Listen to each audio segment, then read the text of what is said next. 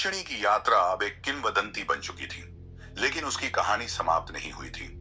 ब्रह्मांड में हर तत्व को संतुलन और शांति की आवश्यकता थी, और यक्षिणी अब केवल पृथ्वी की रक्षा करने वाली शक्ति नहीं थी, बल्कि समस्त सृष्टि की संरक्षक बन चुकी थी। समय के साथ नए खतरे और शक्तियां प्रकट होने लगी, जो यक्षिणी की यात्रा को नई दिशा और उद्देश्य दे रही थी। एक दिन यक्षिणी को एक विचित्र संदेश प्राप्त हुआ। यह संदेश किसी अज्ञात स्रोत से आया था, और उसमें लिखा था, तुम्हारी यात्रा अभी तक पूर्ण नहीं हुई, क्योंकि एक और प्राचीन शक्ति तुम्हें चुनौती देने के लिए तैयार है। यह शक्ति केवल अंधकार से नहीं, बल्कि चेतना और आत्मा के गहरे रहस्यों से जुड़ी हुई है। यदि तुम इसे रोक नहीं पाई, तो यह सृष्टि को पूरी तरह से नष्ट कर सकती है। यक्षिणी को यह संदेश पाते ही एक नया खतरा महसूस हुआ।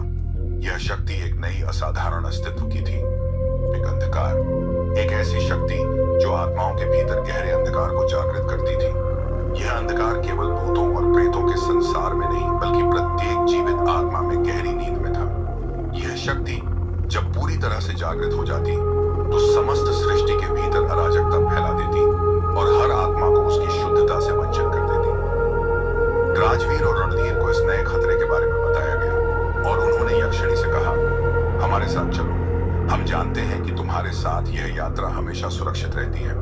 हम तुम्हारी सहायता के लिए हैं। यक्षिणी ने उन्हें देखा और समझा कि यह केवल शारीरिक ताकत का मुकाबला नहीं था, बल्कि यह एक ऐसी शक्ति थी जिसे केवल आत्मा के गहरे रहस्यों से ही हराया जा सकता था। वह जानती थी कि इस शक्ति का सामना करने के लिए उसे अपनी शुद्धतम स्थिति में पहुंचने की आवश्यकता थी। तीनों ने एक बार फिर अपनी यात्रा शुरू की, और इस बार उनका मार्ग गहरे जंगलों, भूल भुलैयों और अंधेरे पहाड़ों के पार था। उनका उद्देश्य था आत्मिक अंधकार के स्रोत तक पहुंचना, जहां यह शक्ति अपनी जड़ें फैला रही थी। यक्षिणी और उसके साथियों ने देखा कि हर कदम के साथ अंधकार गहरा हो रहा था।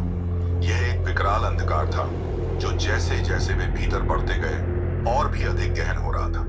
अंततः वे उस स्थान तक पहुंचने में सफल हुए जहां यह शक्ति छिपी हुई थी। एक प्राचीन गुफा जो काले धुएं और विस्फोटक ऊर्जा से घिरी हुई थी। गुफा के भीतर एक प्राचीन आत्मा का आकार था, जो अस्पष्ट रूप में प्रकट हो रहा था। यह शक्ति, जिसे आत्मिक अंधकार कहा जाता था, एक विशाल और रहस्यमय आत्मा थी, जिसका नाम काल्याणी था। काल्याणी ने यक्षिणी को देखा और बोला, तुम मेरे भीतर के अंधकार से क्यों डरती हो? मैं वह शक्ति हूं जो हर आत्मा को अपनी ओर खींच सकती हूं। तुम मुझे कैसे रोकने का सोच रही हो? यक्षिणी ने अपनी आंखों में शांति और समझ के साथ उत्तर दिया, तुम्हारा अंधकार तुम्हारे भीतर है काल्याणी। यह तुम्हारी शक्ति नहीं, बल्कि तुम्हारी सबसे बड़ी कमजोरी है। आत्मा की शुद्धता को नष्ट कर तुम केवल भ्रम फैलाती हो, लेकिन हर अंधकार के बाद शांति का प्रकाश फिर से आता है। काल्याणी ने हंसी में कहा, तुम मुझे शांति और प्रकाश की बातें सिखा रही हो? मैं ही वह शक्ति हूं जिसने सृष्टि के प्रत्येक तत्व को अराजकता में बदल दिया। तुम्हारे सामने अब तुम्हारा ही अंधकार है। यक्षिणी ने अपनी शक्ति को एकजुट किया और चेतना के सबसे गहरे रहस्य को महसूस किया। उसने अपने भीतर की शुद्धतम ऊर्जा को जागृत किया, और उसी ऊर्जा से उसने काल्याणी के अंधकार का सामना करना शुरू किया। यह एक भीषण युद्ध था, लेकिन यक्षिणी ने महसूस किया कि काल्याणी का अंधकार केवल उसके भीतर की छाया से उत्पन्न हुआ था, जिसे समझने और स्वीकारने की आवश्यकता थी। यक्षिणी ने काल्याणी के अंधकार को पूरी तरह से आत्मसात किया, और उसने उसे इस प्रकार समझाया कि अंधकार और प्रकाश का संघर्ष कभी खत्म नहीं होता।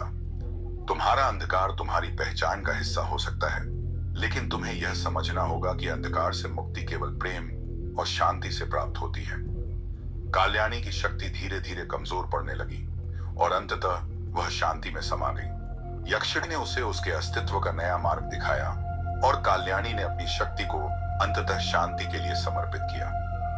यक्षिणी की यात्रा फिर से समाप्त हुई, लेकिन इस बार वह जानती थी कि शांति और संतुलन केवल बाहरी शक्तियों से नहीं, बल्कि हर आत्मा के भीतर से उत्पन्न होते हैं। उसने अपना कार्य फिर से पूरा किया, और अब वह सृष्टि के प्रत्येक जीवित अस्तित्व के भीतर शांति और आत्मा की शुद्धता की संरक्षक बन चुकी थी।